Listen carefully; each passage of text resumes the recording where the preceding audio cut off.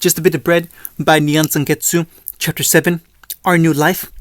Welcome to Beacon. Do try not to murder any other during your tenure here. That would be frowned upon. Can we at least maim them? This is a combat school after all. Remind me why I let you into my school again? Because you don't vet your students. Our New Life. In the end, Cody Winchester wasn't accepted into Beacon. Naruto wasn't quite sure why the news relieved him while he waited for his name to be called, only that it did. Bully though Cardin might have been, he'd felt obligated to at least try and help the younger boy after fate screwed him over so badly. Alas, the headmaster had taken a look at the poor boy and sent him packing with 3 words: not mentally sound.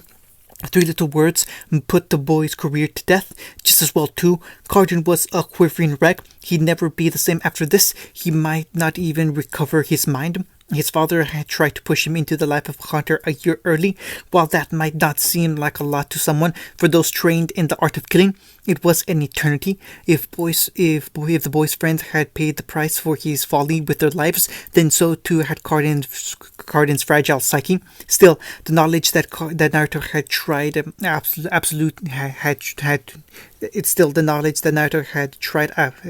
absolve him of his guilt somewhat. He'd made an enemy and made no mistake, but it was an enemy he'd be ready for come the future, more than he could be said for. An elbow nudged his ribs with firm gentleness, jarring the blonde out of his dark thoughts. "You're right." He turned to find a familiar pair of red eyes gazing back at him, fraught with concern. A smile creased the corner of his mouth. "I'm fine, Em. Just thinking about the future." He reached around to wrap an arm around their waist, pulling her close as the milling crowd pressed in around them. She stiffened in surprise, but didn't resist. On the contrary, her head touched his shoulder as she squeezed him in closer. Heedless of the curious looks she attracted, Emerald didn't pay them any mind. She never did. His partner was many things, but shy. Nope, never. She could spit and swear with the best of them, if only because she didn't give a flying fig what others thought of her. Didn't stop Naruto from glowering bloody red daggers at a few curious boys, though. Bastards looked away soon enough. On a whim, he dipped down to kiss her forehead. Emerald made to jerk back with a sputter, then realized that would mean relinquishing her hold of him and the warmth afforded by coat and tail alike. Her nose wrinkled a little until he kissed that too. Her expression was one for the ages. For a moment, he was reminded of the little girl he first picked up off the street. Simpler times then. "That's cheating," she whined, burying her head against his shoulder. "You're a dirty cheater, Naruto." "How so?" A blonde brow rose as he smirked. "You never complained when we were younger." She stomped a foot. "I'm not a little kid anymore, Naruto." "No, you're not," he agreed. "We've grown up." A wistful smile stole over her visage. "We really have, haven't we?" A bit of comfortable silence draped itself over the two of them like a warm blanket as they watched Osman call yet another team to the stage. How many was that now? 3. They applauded politely for them with the others. Naruto didn't bother to remember their names or faces. He didn't recognize the younger men and women standing up there, much less recall their names. Theirs would be called shortly, and with it, the beginning of a new life. It had proven a bit rockier than he might have liked, but it was theirs. "Did you regret it?" He turned to look at Emerald. "Choosing me." She nuzzled against him. "You didn't have to choose me." She was talking about the choice he'd made back in the forest some hours ago. Silly girl. Why would he regret it? Things had admittedly been tense for a moment back there, but in the end, he'd made the only decision he possibly could. Some hadn't been happy with it, and voices had been raised and weapons nearly drawn, but in the end, he made them see sense, for better or worse. Mostly better. He'd made his choice. "What are you blabbering on about?" "Course I did." This time, his grin felt genuine as he pressed his forehead to hers. "Love ya." Emerald's face turned a fascinating shade of rosy chocolate as she slapped his arm. "Don't say it so casually." He laughed and squeezed her tight. "But it's true." "Uh-huh." Atop the stage, Headmaster Osman adjusted the microphone and cleared his throat, commandeering their attention once more. Would Naruto Uzumaki, Emerald Sustrai, Blake Belladonna, and Pira Nikos please come forward? Emerald stiffened in his arms. Moment of truth. Pyrrha swallowed at his elbow. Jaded eyes regarded the headmaster with trepidation. Well, that's us. I suppose it's time. Blake regarded the stage warily. Her ears twitched, easily visible without her bow, like a skittish kitten ready to bolt. Maybe this wasn't such a good idea after all, she muttered. I'm not ready for... Emerald saw her fear and latched onto the smarter girl's elbow before she could. Oh no, you don't, kitty cat. You're stuck with us now. Golden eyes widened as she gave her a watery smile. Do you really mean that? Quick, Naruto and Pyrrha dove on her. Get her while she's weak. I've got her legs. Hey!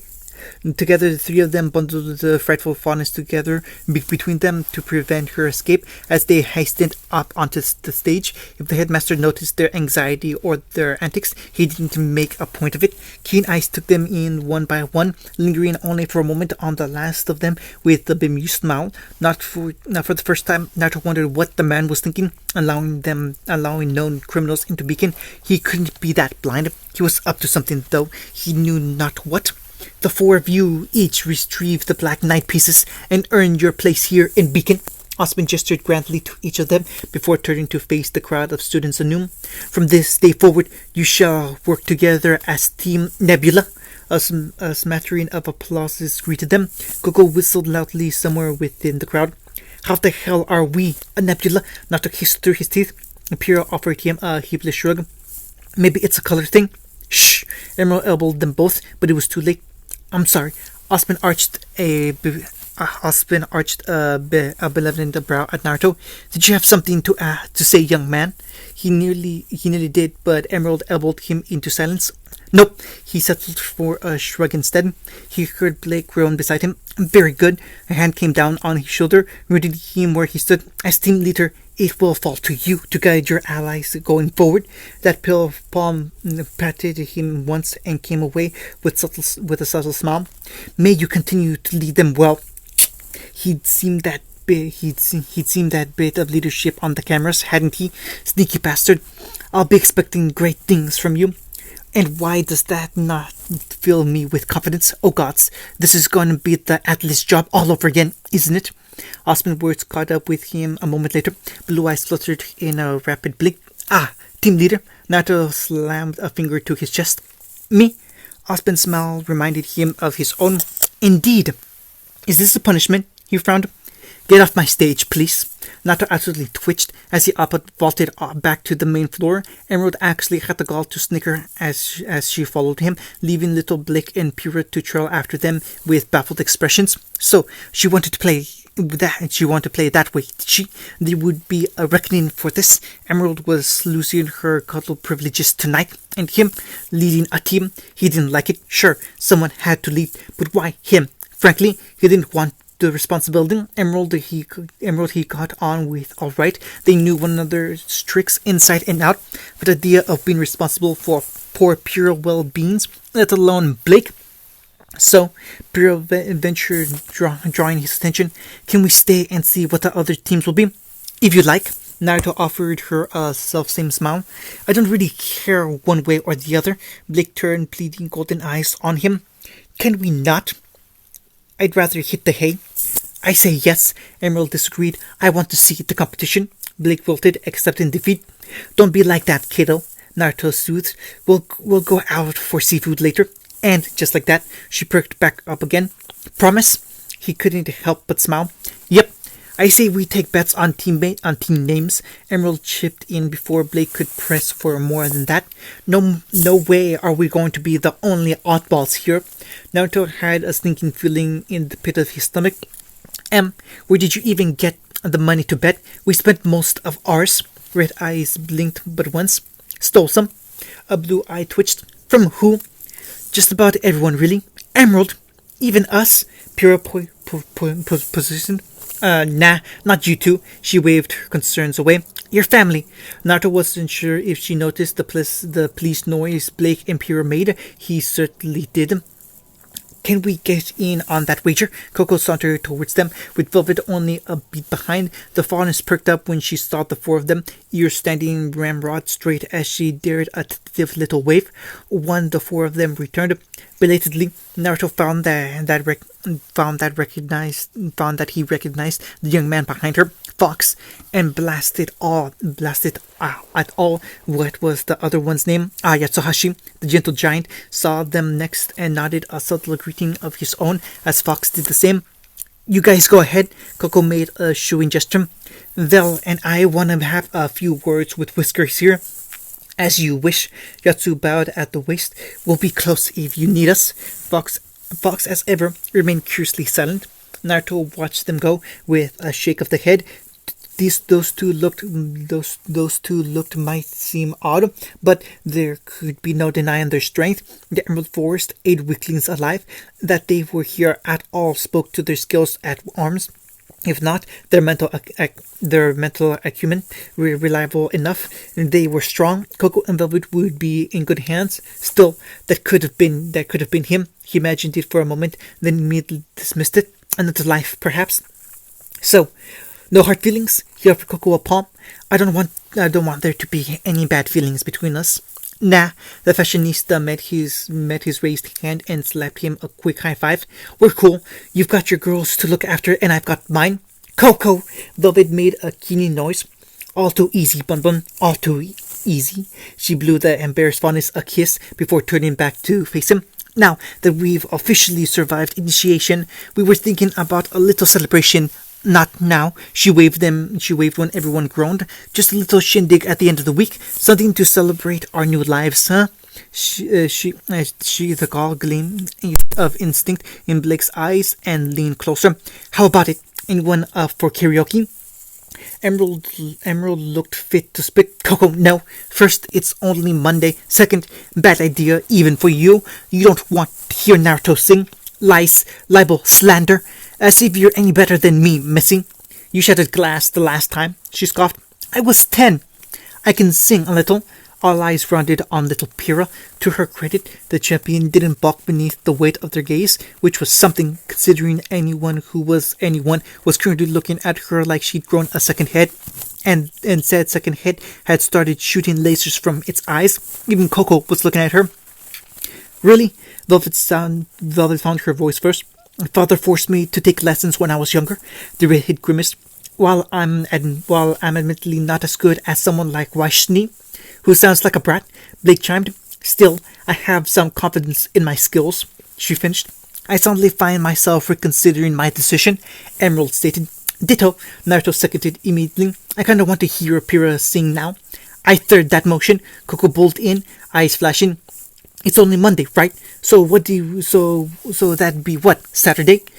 Pyrrha shook her head rapidly, red ponytail flashing behind her head, but it was too late to dig herself out of it now. She'd made her bed and she'd have to sleep in it. She found no pity in the eyes of her teammates, and only curiosity in the eyes of Velvet and Coco. Naruto looked past her. Velvet, you all right with this?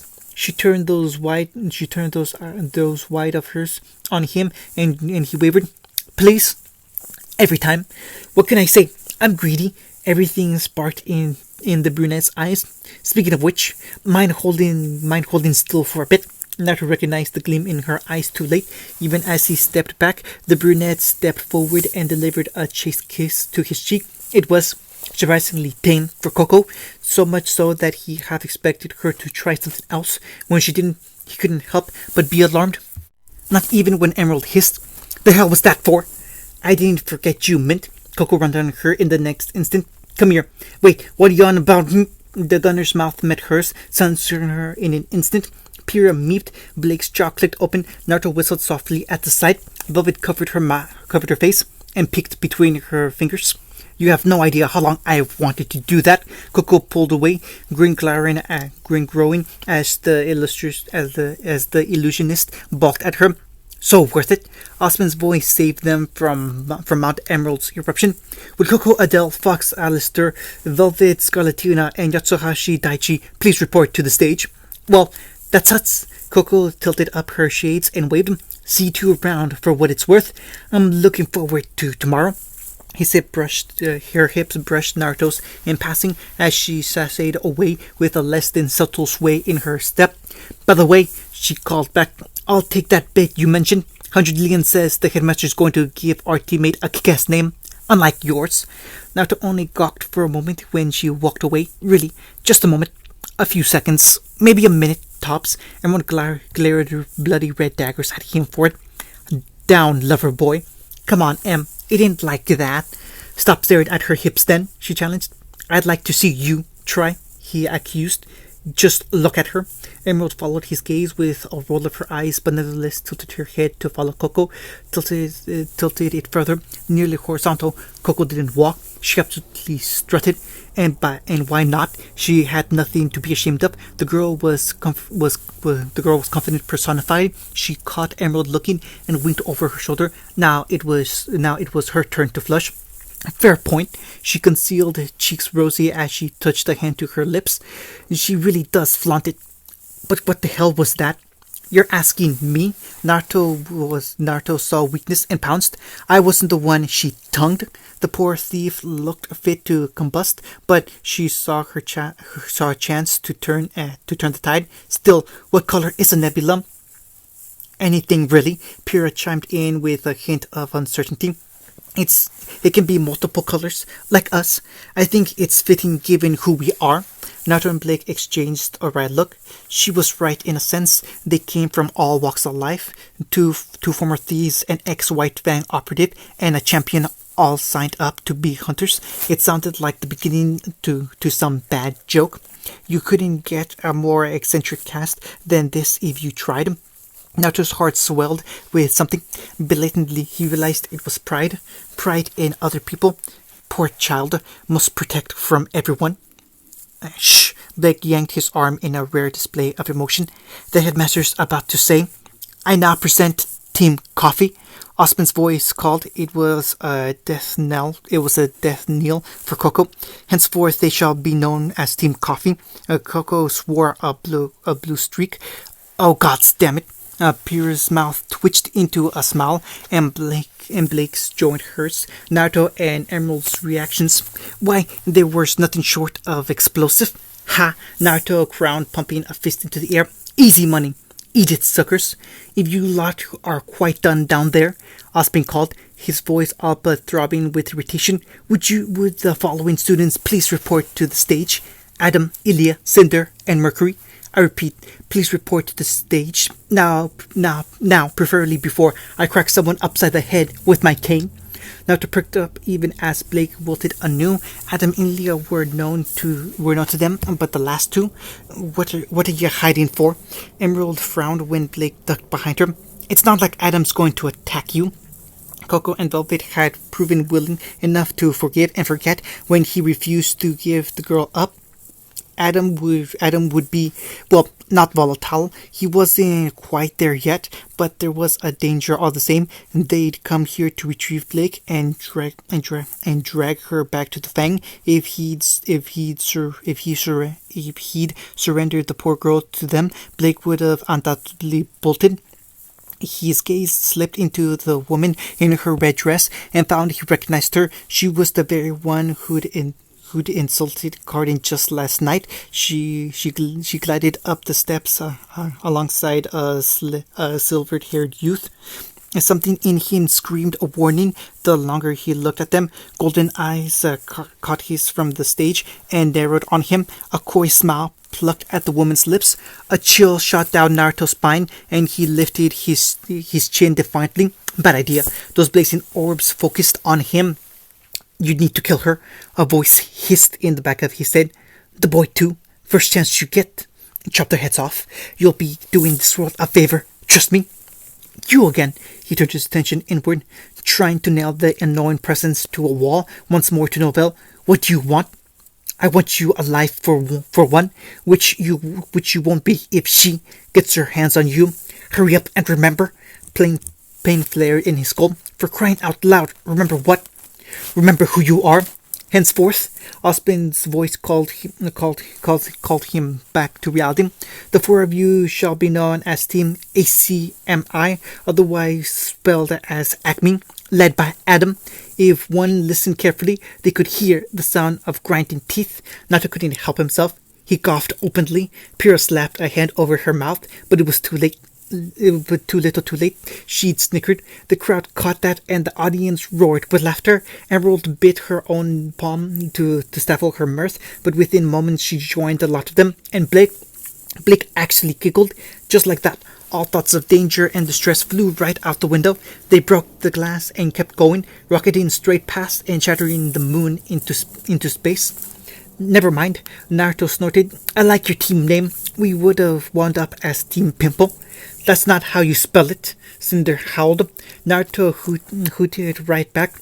That's how I'm going to spell it. He was still laughing when they finally reached their new dorm. Bunk beds? Bunk beds. Naruto beamed, stringing the last one of the ringing up. Come on, don't. Emerald recoiled with visible disdain as she eyed the 4 beds before them, one standing atop the other. She wanted to burn them with fire. Whoever invented the hated concept of those things. Yeah, they deserve to be strung up by their toes. In her eyes, beds were meant for sharing warmth. She loathed the idea of sleeping alone, so she said as much. I'd rather sleep with you. Pyrrha squeaked. Blake made a choking sound. Emerald squinted at them, baffled by the reaction. Was it something I said? And you say I have a filthy mind? Naruto shook his head with a bemused wink. Now, let's not scare our darling daughters. I beg your pardon. Well, Slim's shoulders rolled in a shrug as he stowed the last of his gear. Em and I are clearly going to be looking after the 2 of you, given that you're both a year younger than us. So, might as well. Pure is pure and needs protection, and Pyrrha granted him a watery smile of her own. That sounds grand. Blake folded her arms. I'm not calling you Daddy. You wound me, the blonde howled. Emerald looked away for a second as she kicked her shoes off. Just a second. That was all in that second. Blake cried out. The former thief whipped around to find the dark-haired girl standing on the very tips of her toes, and Naruto holding up a dark red book as though it were the Holy Grail itself. His triumphant expression suggested otherwise. She knew that look all too well. That look was nothing good. Look! Naruto feigned a sniff. Blake's got porn. Our little girl's growing up so the smaller faunus tackled him to the floor. It's fantasy, not porn. Give it back. Emerald watched the chaos unfold with a tiny smile as Pyrrha tried to separate the two, only to be dragged in herself. So, this was her new life. It was official now. There could be no turning back. She'd gone from a starving street urchin to an accomplished thief. Now, here she was, aiming to become a huntress. She'd found a partner and fallen in love, even if he didn't quite realize it yet. And now, quite suddenly, she had friends aplenty, daughters, if she wanted to play Naruto's game, and so much more. Emerald observed the 3 of them for a moment, watching them banter back and forth like children. Then she wadded in. All right, let me see the book. This was her new life. She would fight to keep it, because for the first time in her life, this was something she hadn't stolen. She'd earned it. She hadn't made it her own. She would kill to protect it, to protect them. If anyone tried to rip them away,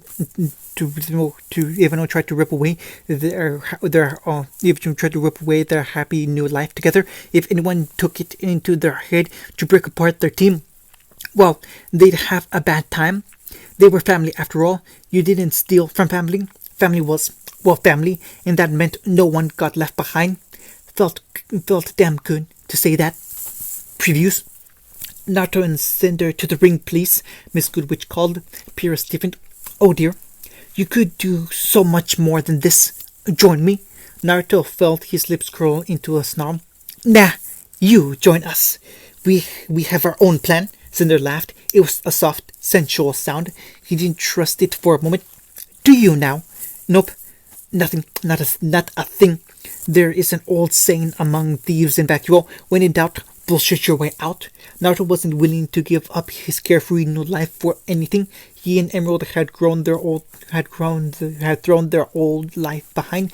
Anyone who tried to threaten that, well, he was ready and willing to bullshit his way out of this. End of chapter 7.